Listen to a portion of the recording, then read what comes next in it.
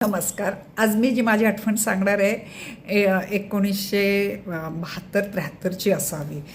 मी लहान होते आणि आमच्या त्यावेळेला कॉलनीमध्ये कोणीही बहुतेक पुरुषांना अहो-जाहो-शिवाय म्हणजे बायका अहो-जाहो-शिवाय किंवा ह्याच्या आईला बाबांना बोलव, त्याच्या ह्याला बोलव असं शिवाय आम्हाला पुरुषांची नावं अशी माहीत नसायची. ह्याचे बाबा, त्याचे बाबा, हिचे बाबा असं आम्ही ओळखत होतो. आमच्या त्या कॉलनीमध्ये एक नवविवाहित फक्त नवरा बायको असे जोडपं आलं होतं. लव्ह मॅरेज झालं होतं. मग बोलता बोलता कळलं होतं ती खूप श्रीमंताची मुलगी होती. हा सरकारी नोकरीत नुकताच लागला होता आणि तिच्या आईवडिलांना हे लग्न पसंत नव्हतं आणि म्हणून त्याने भाड्याने इथे घर घेतलं होतं. आणि जोरजोरात रागाने बोलायची तेव्हा ती त्याला पुरुषा बोलवायची. तर आम्हाला वाटायचं की तो जेंट्स आहे म्हणून ती पुरुषा बोलवते.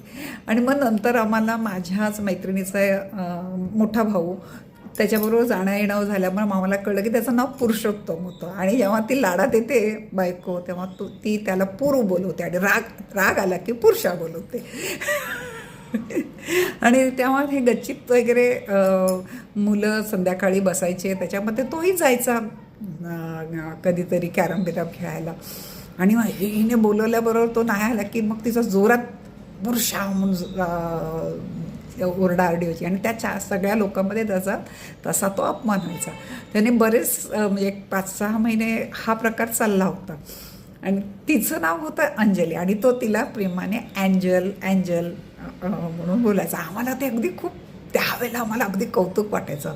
आणि एक दिवस तो पण खूप चिडला की त्याने तिला बऱ्याचदा सांगितलं होतं वाटतं की बा असं तू मला सगळ्यांसमोर पुरुषा म्हणून बोलू नकोस, बरं नाही वगैरे. पण ती लाडाने वाढलेली मुलगी होती तर तिने तसं बोलवलं होतं. ह्याने तिला रागामध्ये जलीकटी म्हणाला. अंजली न बोलता जलीकटी, अँजल न म्हणता ही जलीकटी गप्प बस. आणि नंतर काय त्यांचं झालं 15 दिवसामध्ये तिला खूप तो सगळ्यांसमोर इन्सल्ट वाटला आणि 15 दिवसानंतर ती लोक ते घर सोडून गेले. तर माझं हेच म्हणणं आहे की आपण उल्लेख करताना आपण दुसऱ्यांचा अपमान करतो हे आपल्याला जाणवत नाही. आणि जेव्हा दुसऱ्याने आपला केला तर तिला खूपच जाणवलं ते आणि ते घर सोडून ती लोक निघून गेले. पुढे त्यांचं काय झालं आम्हाला काहीच कल्पना नाही. पण ही मला आठवण आली म्हणून मी ती तुमच्याशी शेअर करते. तुम्ही माझं ऐकते त्याबद्दल मी खूप आभारी आहे.